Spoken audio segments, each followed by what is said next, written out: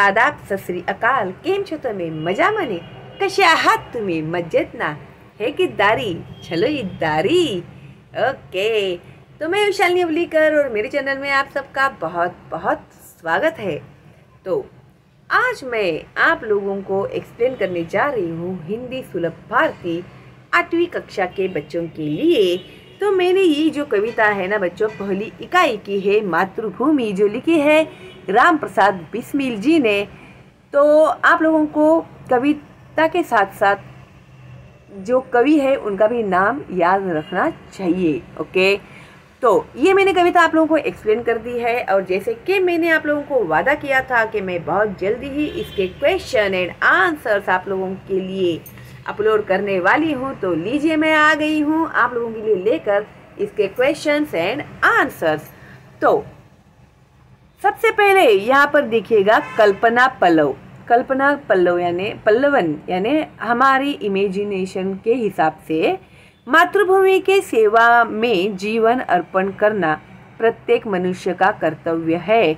इस कथन पर अपने विचार लिखो। जैसे मैंने पिछली वीडियो में आप लोगों को जब ये कविता एक्सप्लेन की हुई थी, तभी एंड में मैंने आप लोगों को मेरे कुछ पर्सनल थॉट्स बताए थे। अगर आपने नहीं देखे हैं ना बच्चों, तो ज़रूर देखना और देखिए, वही सवाल यहाँ पर आप लोगों को पूछा गया है। ओके, तो मातृभूमि की सेवा में जीवन अर्पण करना प्रत्येक मनुष्य का कर्तव्य है। यानी हम लोग हमारे देश में रहते हैं ना, तो हमारी देश की सेवा करना हमारा भी कर्तव्य है क्या नहीं है?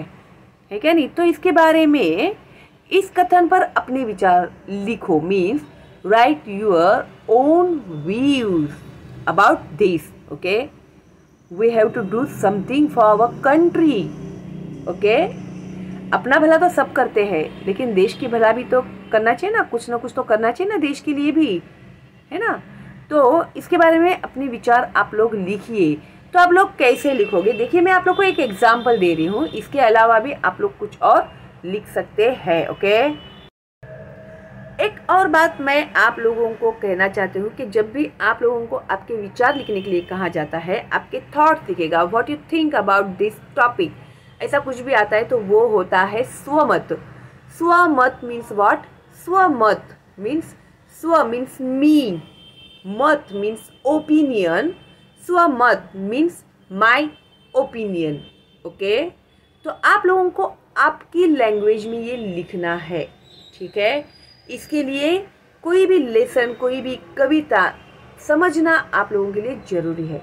अगर आपको समझ में आएगा तो ये आप लोग लिख पाओगे, है क्या नहीं? अगर एक टॉपिक आपको दिया क्रिकेट, तो क्रिकेट के बारे में लिखने के लिए आपको कहा गया, तो फिर क्रिकेट क्या है आपको पता ही नहीं है, तो आप लोग कैसे लिख पाओगे, है ना?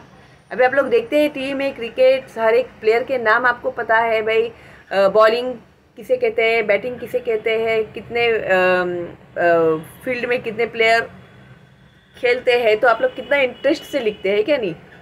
तो इसी तरह से हर लेसन, हर पोएट्री आप लोगों को पता होनी चाहिए, तो ही आप अपना खुद का ओपिनियन लिख सकते हैं। Okay, got it? गुड। तो अभी जैसे मैंने आपको कहा कि मातृभूमि की सेवा में जीवन अर्पण करना प्रत्येक मनुष्य का कर्तव्य है, कथन पर अपने विचार लिखिए, राइट योर ओन थॉट। तो उत्तर में कर्तव्य शब्द का मतलब उन कामों से होता है जिन्हें मनुष्य बिना किसी बाहरी दबाव के अपनी इच्छा से करता है। कर्तव्य मीन्स अपनी रिस्पॉन्सिबिलिटी पूरी करना। ओके, तो इसके लिए जब भी कोई हम लोगों को रिस्पॉन्सिबिलिटी देता है, तो उसके लिए हम लोगों को कर्तव्य मीन्स क्या होता है?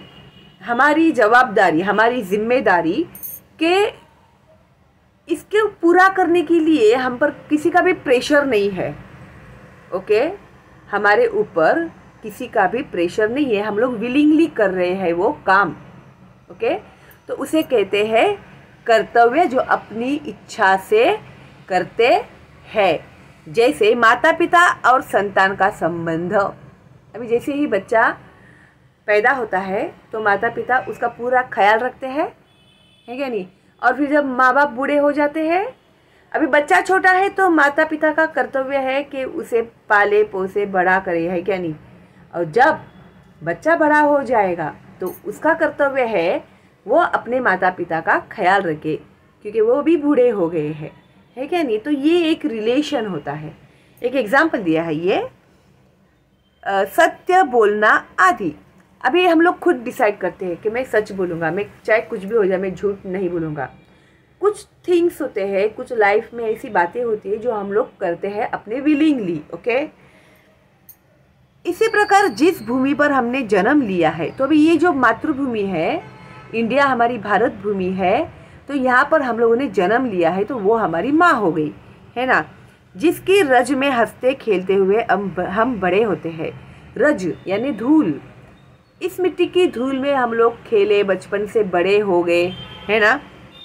जिसके अन्न जल को ग्रहण करके हमारे शरीर और मस्तिष्क का विकास हुआ है। इस धरती पर उगा हुआ खाना खा के हम लोग बड़े हुए, हमारा पर्सनालिटी डेवलप हुआ, हमारा ब्रेन डेवलप हुआ, मस्तिष्क यानी दिमाग, ब्रेन, ओके। उसके प्रति हमारा कोई कर्तव्य होता है, इनडायरेक्टली ही सही, लेकिन हमारा कर्तव्य है, हमारे देश के प्रति जिम्मेदारी है। जन्मभूमि की संस्कृति और परंपराएं हमारे चरित्र के निर्माण में प्रमुख भूमिका अदा करती है। जन्मभूमि, जिस भूमि पर हमारा जन्म हुआ, ऐसी जगह उसे कहते हैं जन्मभूमि। तो जन्मभूमि की संस्कृति और परंपराएं, कल्चर एंड रिचुअल्स जो है, ट्रेडिशंस जो है, हमारे चरित्र के निर्माण में प्रमुख भूमिका अदा करती है। जैसे बचपन से हम लोगों को संस्कार दिए गए हैं कि कभी झूठ नहीं बोलना चाहिए, अच्छा ही काम करना चाहिए, पॉजिटिव ही सोचना चाहिए, व्हाटएवर, ओके। तो ये हम लोगों को हमारी इस मातृभूमि से मिला हुआ है। अपनी मातृभूमि के दुखों और खतरों में हमें उसके साथ खड़ा होने, उसके लिए कार्य करने और आवश्यकता पड़ने पर उसके लिए अपना जीवन अर्पण करने के लिए भी तैयार रहना चाहिए। यही हमारा परम कर्तव्य है। तो ऐसे हमारी ये जो मातृभूमि है, जब इसके ऊपर कोई मुसीबत आएगी, कुछ संकट आएगी, कोई दुख आएगा, तो उसकी संतान होने के नाते हमारा भी कर्तव्य बनता है कि हम उसके लिए अपना जीवन अर्पण करने को हमेशा तैयार रहे। यही हमारा कर्तव्य है, ठीक है। तो एक एग्जाम्पल है ये, अपने विचार लिखिए में ये एक थॉट यहाँ पर बताया हुआ है कि सेवा में जीवन अर्पण करना प्रत्येक मनुष्य का कर्तव्य होता है। तो इसके बारे में अगर आप लोगों को इससे अच्छा और कोई थॉट है आपके दिमाग में, तो आप लोग वो भी लिख सकते हैं। और जैसे अभी लेटेस्ट जो कोरोना काल में हुआ था, उसके बारे में भी आप लोग लिख सकते हैं, तो उसका भी इम्पैक्ट बहुत अच्छा पड़ता है, ठीक है। तो ये इसका जवाब हो गया।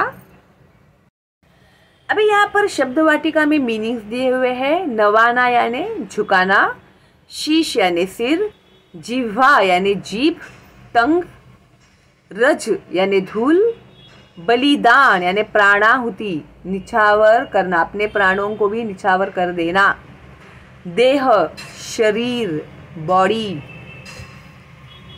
नाउ सूचना के अनुसार कृतियाँ करो।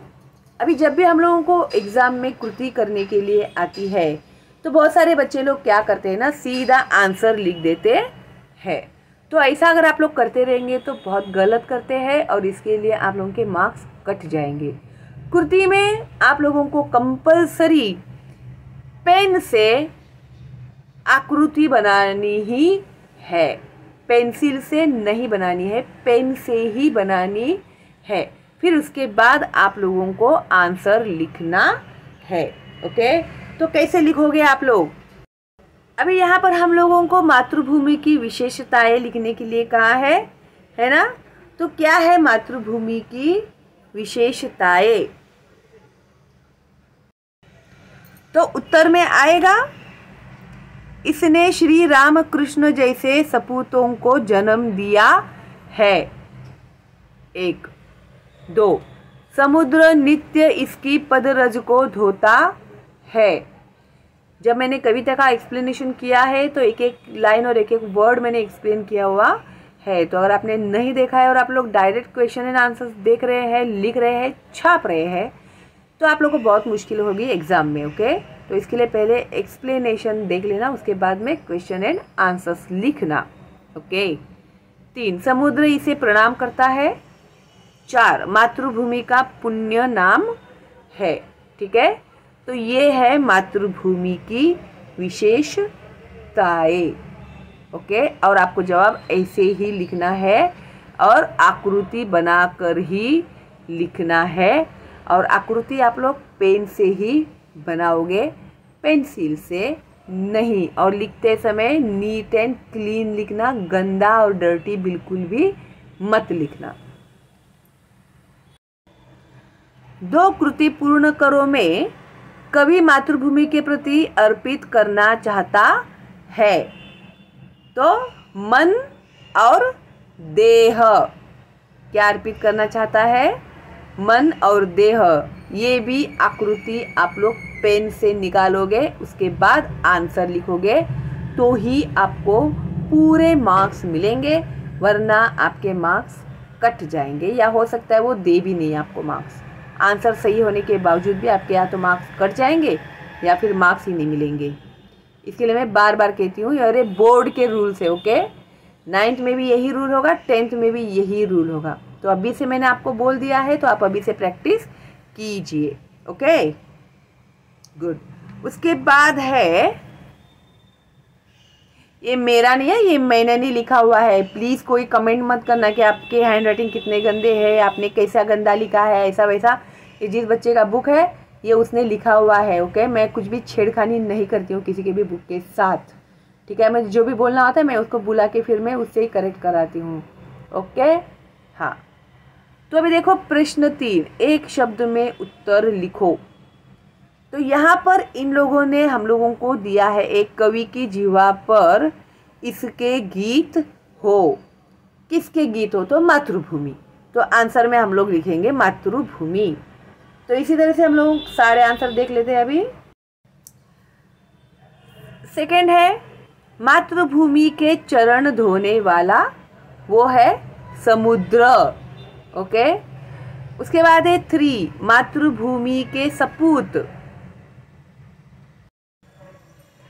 देखो, मातृभूमि के सपूत है श्री राम कृष्ण। 3, मातृभूमि के चरणों में इसे नवाना है शीश। 4, मातृभूमि कवि के माथे पर यह है चंदन। ठीक है, इन लोगों ने सिर्फ 4 के ही जवाब दिए हुए हैं।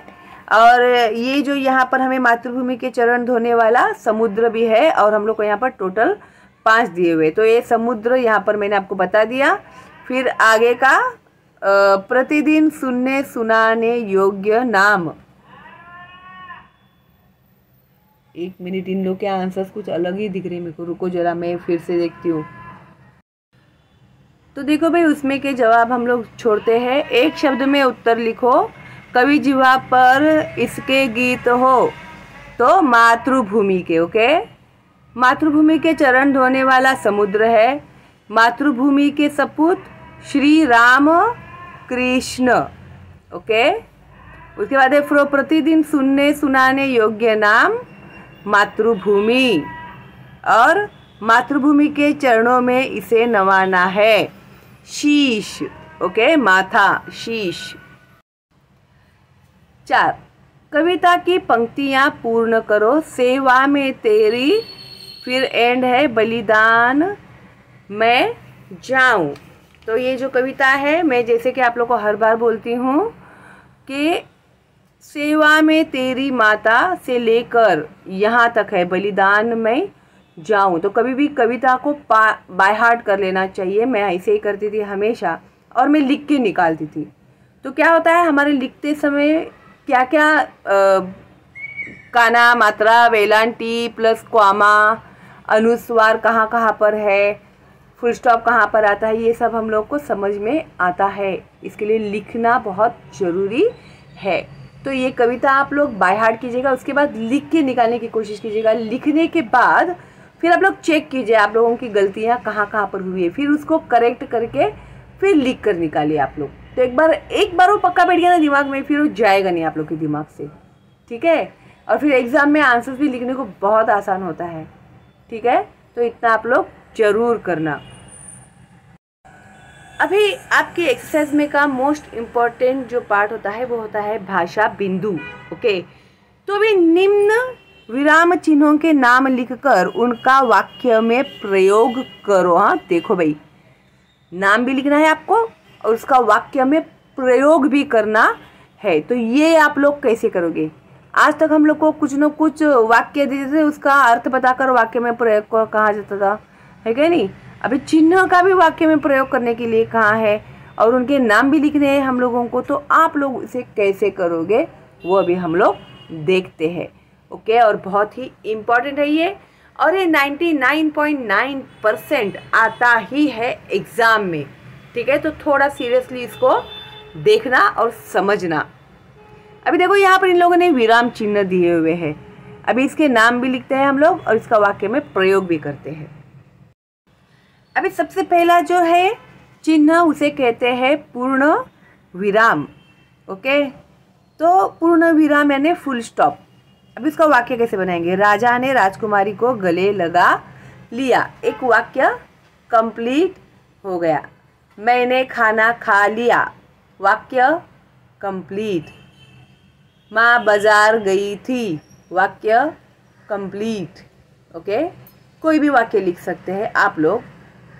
जिस कंप्लीट होने के बाद हम लोग इसे पूर्ण विराम देते हैं ना, वैसे पूर्ण विराम हिंदी में दंडी देते हैं, ओके। तो राजा ने राजकुमारी को गले लगा लिया। उसके बाद ये है अर्ध विराम। शालू बच्ची थी, अर्ध विराम। पर मुझे उससे चिढ़ हो गई थी, ओके। तो आप लोग इसी तरह से अपने मन से भी वाक्य बना सकते हैं, ऐसे कोई ज़रूरी नहीं है कि यही वाक्य लिखे आप लोग।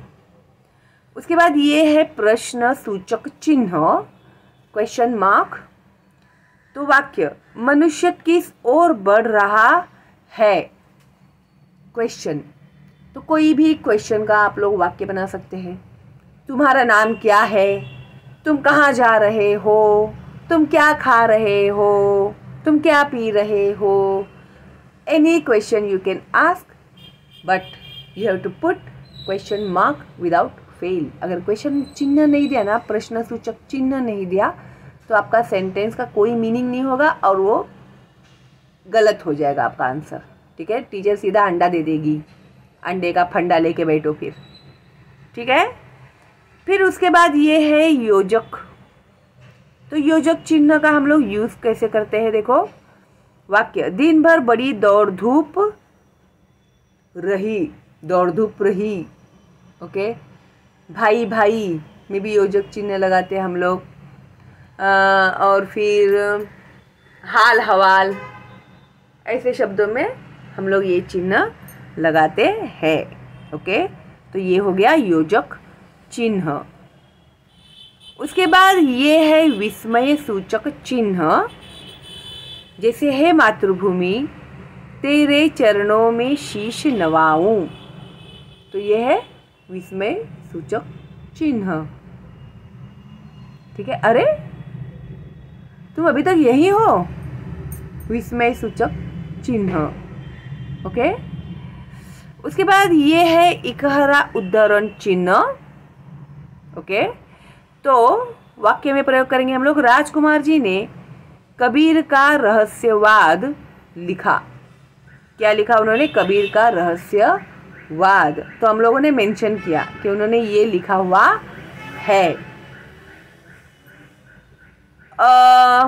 उसके बाद जो है दोहरा उद्धरण चिन्ह। तो वाक्य राजा ने पूछा, अगर किसी का भी सेंटेंस हम लोग लिख रहे हैं, कोई कुछ बोल रहा है, तभी हम लोग दोहरा उद्धरण चिन्ह उसमें लगाते हैं। मैं बेसिक से हिंदी ग्रामर सिखाने वाली हूँ, तो विदाउट फेल आप लोग देखना, वरना ये उद्धरण उद्धार करते रहने वाला है आप लोग का जिंदगी भर। तो अभी समझ लो उसको, ठीक है। राजा ने पूछा तुमने क्या किया दोनों का। ये किसने पूछा? राजा ने। फिर इधर कंप्लीट हो गया वो उद्धरण चिन्ह, ठीक है, यहाँ से स्टार्ट हुआ और यहाँ पे कंप्लीट हुआ। और वो चिन्ह कैसे दिए गए हैं वो भी तुम लोग देखना। उसके बाद ये है निर्देशक चिन्ह, जैसे कि सच ही कहा गया है, बुरे काम का बुरा नतीजा। तो ये है निर्देशक चिन्ह क्या कहा गया है, तो बुरे काम का बुरा नतीजा, या फिर सच ही कहा गया है, जैसी करनी वैसी भरनी। ठीक है, ऐसे कुछ भी आप लोग लिख सकते हैं अपने मन से। किसी ने सही ही कहा है, ऐसे भी लिख सकते हैं, है कि नहीं। तो इस तरह से ये चिन्हों के नाम और उसका वाक्य में प्रयोग 2 मार्क का होगा ये। ओके, 2 मार्क का होगा, तो अच्छे से लिखना, समझ के लिखना। ओके, आगे है उपयोजित लेखन। शब्दों के आधार पर कहानी लिखो। तो भी यहाँ पर कौन से शब्द दिए हैं देखो। ग्रंथालय यानी लाइब्रेरी, स्वप्न मीन्स ड्रीम, पहेली यानी रिडल। ये रिडल ही होता है क्या पहेली? बताना तुम लोग मुझे कमेंट करके। हाँ, पहेली ही होता है वो जो क्वेश्चन पूछते हैं ना। और कांच। Okay, with the help of these शब्द, these words, we have to make story। हमें एक कहानी तैयार करनी है। तो अभी इन शब्दों का उपयोग करके हम लोग किस तरह से कहानी तैयार कर सकते हैं। तो अभी एग्जाम्पल के तौर पर यहाँ पर एक कहानी दी हुई है, वही मैं आप लोग को दिखाने वाली हूँ। और आप यही कहानी लिखो, ऐसे कुछ नहीं है, आप खुद भी कहानी बना सकते हो। ठीक है, फिर वो भी हम लोग कोशिश कर लेंगे बाद में। पहले ये कहानी देख लेते हैं हम लोग। नेहा एक छोटे से गांव में रहती थी। उसे पढ़ने का बहुत शौक था, पर गांव में 8वीं कक्षा के बाद कोई स्कूल नहीं था। नेहा नाम की लड़की थी, उसको रीडिंग का बहुत शौक था। 8th स्टैंडर्ड तक वो पढ़ी, लेकिन उनके विलेज में 8th स्टैंडर्ड से आगे पढ़ने का कोई भी स्कूल नहीं था। उसके माता पिता ने नेहा का शौक देखते हुए उसे आगे पढ़ने के लिए पास के कस्बे में भेजा। तो नज़दीक में ही जो कस्बा था, कस्बा यानी शहर होगा मे बी, वहाँ पर उन लोगों ने भेजा।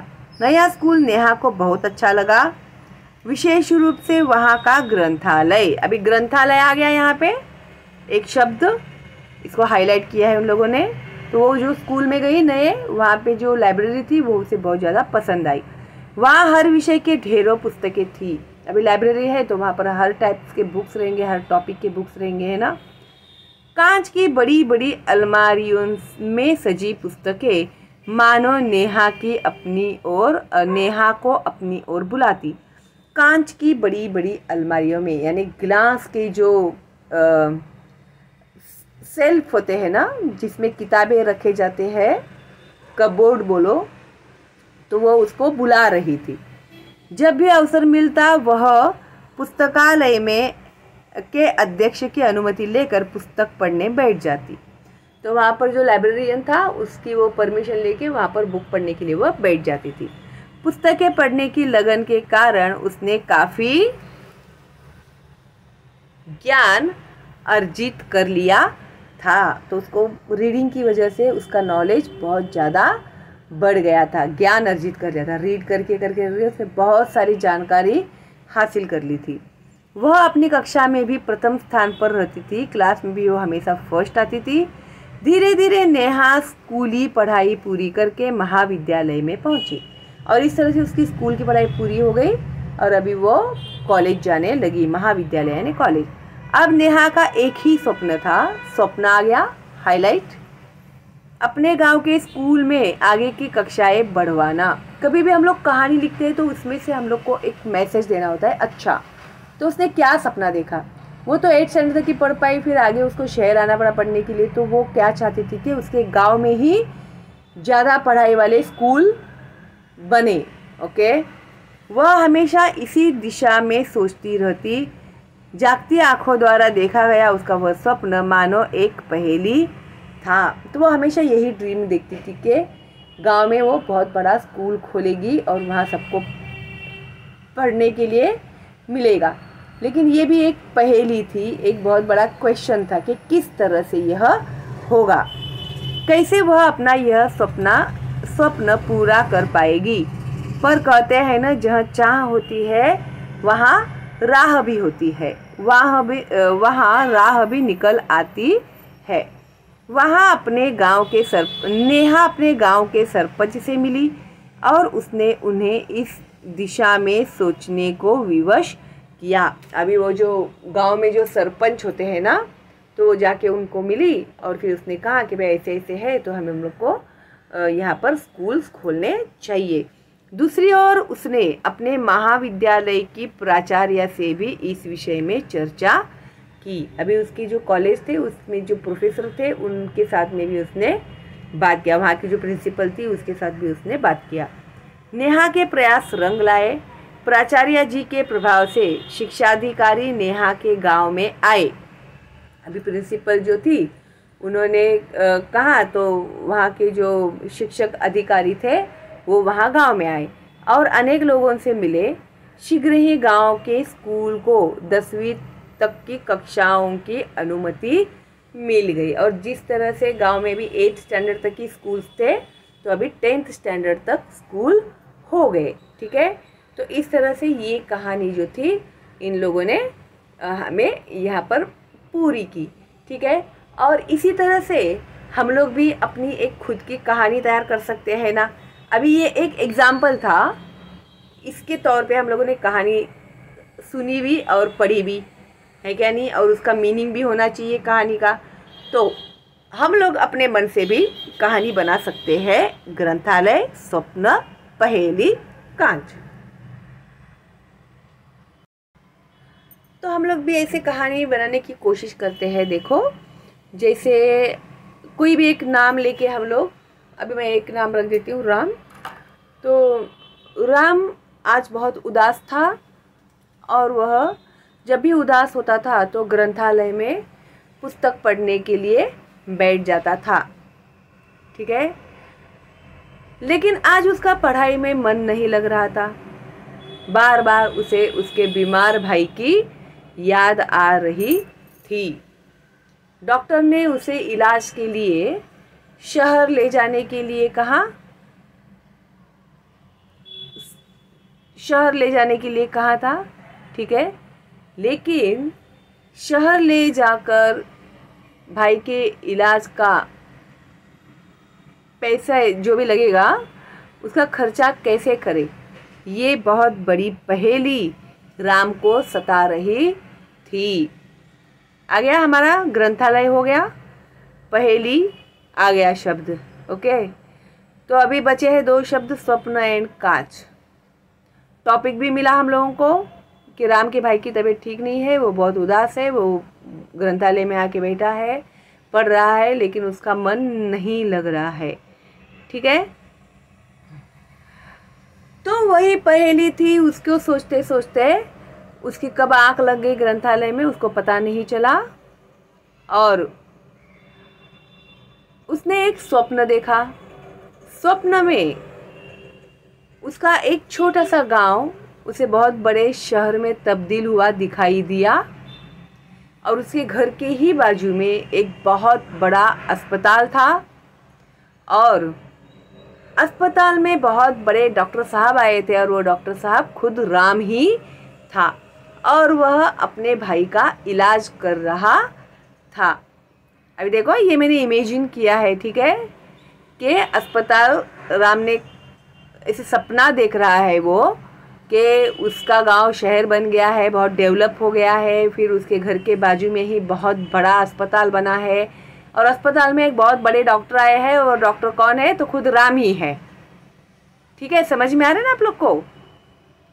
तो वही अपने भाई की इलाज कर रहा है। अभी वो जो प्रॉब्लम में से जा रहा है ना, वही उसको सपने में भी दिख रहा है और वो सॉल्यूशन निकाला कि वो खुद ही डॉक्टर हो गया है और वो भी उसके भाई का इलाज कर रहा है। ऐसे वो सपना देख रहा है। ठीक है, सपने में कुछ भी देख सकते हैं हम लोग। ओके, तो तुम लोग बोलोगे अरे इतना बड़ा डॉक्टर हो गया तो वो भाई क्या उतना ही रहने वाला है क्या? हो सकता है, सपने में कुछ भी हो सकता है। ठीक है, जब हम लोग परियों के देश में जा सकते हैं तो ये क्यों नहीं हो सकता? ठीक है नहीं। तो वह उसके भाई का इलाज कर रहा था। जब नर्स उसे दवा पिलाने को लिए गई तो उसके भाई ने दवा की जो कांच की शीशी थी वो फेंक दी। कांच आ गया और वह शीशी नीचे गिरकर टूट गई। और जैसे ही कांच की शीशी नीचे गिरकर टूटी, यहाँ पर राम की आंख खुल गई। सपने में हुआ ऐसे, कभी कभी हम लोग के साथ भी होता है। कुछ ऐसे होता है बात कि हम लोग धड़ाम से उठ जाते हैं नींद में, है ना। तो ऐसे ही राम के साथ भी हुआ और वो धड़ाक से उड़ गया। फिर उसने देखा तो क्या है, आजू बाजू में उसका वही ग्रंथालय, वही उसका विलेज, पुराना वाला गांव, वही सारा हालात है। फिर राम ने तय किया कि मैं पढ़ लिख कर बहुत बड़ा डॉक्टर बनूंगा और मैं मेरे गांव में ही एक बहुत बड़ा अस्पताल खोलूंगा और ये जो मेरा गांव पिछड़ा हुआ है मैं उसमें बहुत सारी तरक्की लेकर आऊंगा। यही उसने उस दिन तय किया और उसने अपनी पढ़ाई की शुरुआत जोरों शोरों से कर दी।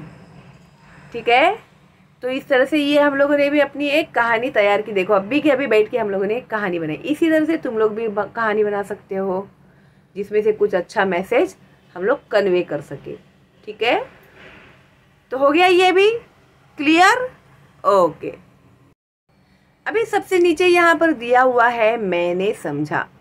तो इस कविता से मैंने क्या समझा, क्या मैसेज दिया है इस कविता में, क्या मैसेज हम लोगों को मिला, ये हम लोग को यहाँ पर लिखना है।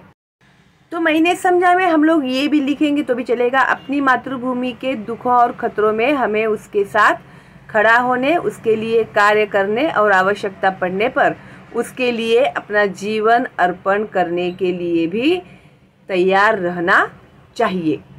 ठीक है, इतना लिखेंगे तो तुम लोग हो गया तुम लोगों को क्या समझा करके। ठीक है, उसके बाद स्वयं अध्ययन यानी सेल्फ स्टडी के लिए इन लोगों ने दिया है विकास की ओर बढ़ता हुआ भारत देश। ओके, डेवलपमेंट की तरफ बढ़ता हुआ भारत देश से संबंधित महत्वपूर्ण कार्यों की सूची बनाओ। तो डेवलपमेंट क्या क्या हो रहे हैं हमारे इंडिया में उसका तुम लोगों को एक लिस्ट बनाने के लिए कहा गया है। ठीक है, तो आप लोग इंटरनेट पे ये सर्च कर सकते हो। तो ये जो इसका स्वयं अध्ययन है इंटरनेट पे आपको सर्च करके लिखना है। तो मैं आप लोग को दे देती हूँ वो लिख कर, क्योंकि बाद में वो घूम फिर के मेरे ही पास आने वाला है ये वाला सवाल कि टीचर हम लोग को समझ में नहीं आ रहा है, प्लीज़ हमें बताइए कैसे लिखना है करके। तो इसके लिए मैं अभी ही लिख के आप लोग को बता देती हूँ, है ना। खुश हो गए ना तुम लोग, वेरी गुड।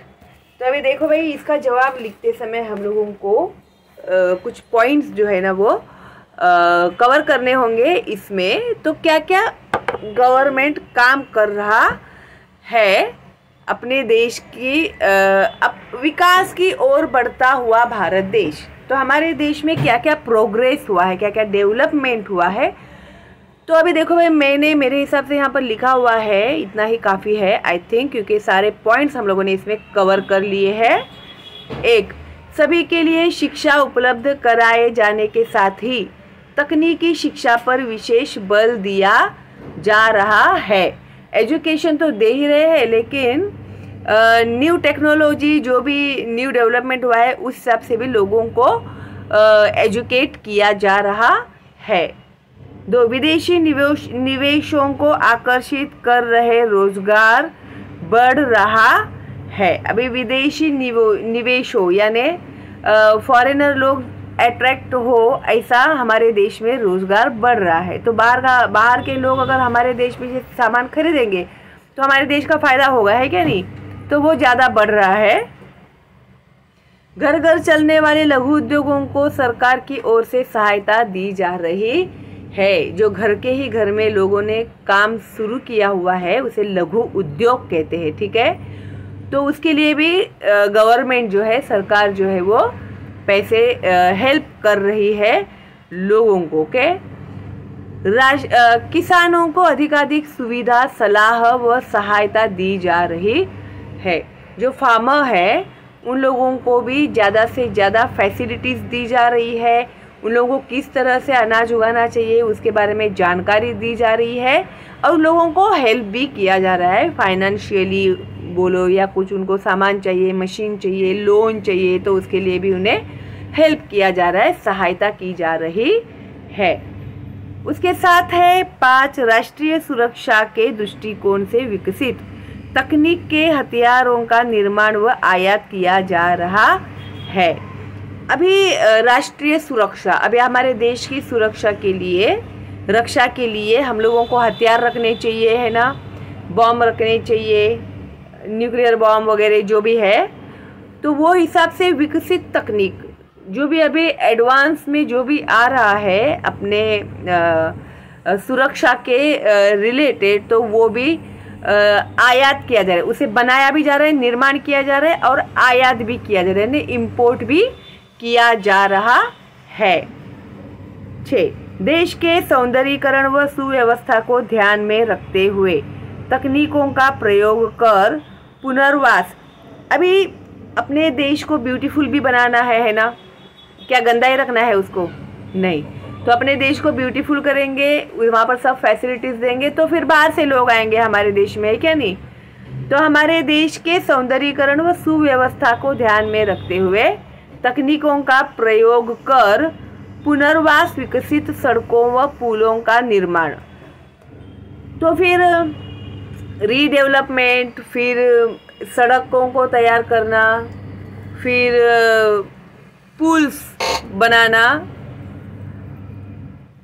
पुल फ्लाईओवर्स वगैरह बनाते हैं ना वो, एंड वृक्षारोपण, ट्री प्लांटेशन, स्वच्छता अभियान, अपने देश को क्लीन रखना, ठीक है, अभी चलाया है ना नरेंद्र मोदी जी ने स्वच्छता अभियान, तो हमारी भी ये रिस्पॉन्सिबिलिटी है कि हमें भी क्लीन रखना चाहिए, नहीं तो खाया चॉकलेट फेंका नीचे, आए दौड़ दौड़ के ऊपर, वेफर्स खाए फेंका कागज़ उधर ही, आए दौड़ के पेप्सी खाया फेंका उधर ही कागज़ आए, तो अब तक हम लोगों ने किया, ठीक है, अभी इसके आगे हम ऐसा नहीं करेंगे, घर पे आके डस्टबिन में फेंकेंगे, हम लोग उसको घर पे लेकर आएंगे फिर डस्टबिन में फेंकेंगे, ओके, करेंगे ना आप लोग ऐसा, very good, I am proud of you. तो अधिकारियों को सुचारू रूप से आगे बढ़ाया जा रहा है, तो अभी इन सब बातों को भी आगे लिया जा रहा है, उसके ऊपर भी फोकस किया जा रहा है, लोगों में अवेयरनेस बढ़ाया जा रहा है, ओके। तो देखो अभी ये मैंने पॉइंट्स आप लोगों को भी लिख कर दे दिए हैं, यही है इसका आंसर, ओके। सूची मीन्स व्हाट, सूची यानी लिस्ट बनाना, ठीक है, और हम लोगों ने ये लिस्ट बनाई हुई है, ठीक है। वैसे लिस्ट बहुत लंबी भी बन सकती है, लेकिन हमारे पढ़ाई के हिसाब से इतनी काफ़ी है हम लोग के लिए, ओके। चलो देन, देखो अभी इतना सब मैंने किया तुम लोग के लिए, तो 1 लाइक तो बनता है ना मेरे लिए, देंगे ना तुम लोग मुझे 1 लाइक, तो ताकि और मैं एनर्जी बढ़ाऊँ मेरी, और मैं और अच्छे अच्छे वीडियोस बनाऊँ तुम लोग के लिए, ओके, दे दिया, थैंक यू। और आगे के सारे lessons with question and answers मैंने अपलोड किए हुए हैं, आप लोग प्लेलिस्ट में जाइएगा और ज़रूर देखिएगा, ठीक है। और कोई डाउट है तो मुझे ज़रूर पूछिएगा, मैं आप लोगों के लिए वीडियोस ज़रूर अपलोड करूँगी, ओके। तो चलो मिलते हैं बहुत जल्दी अगली वीडियो में, तब तक के लिए all the best and bye bye.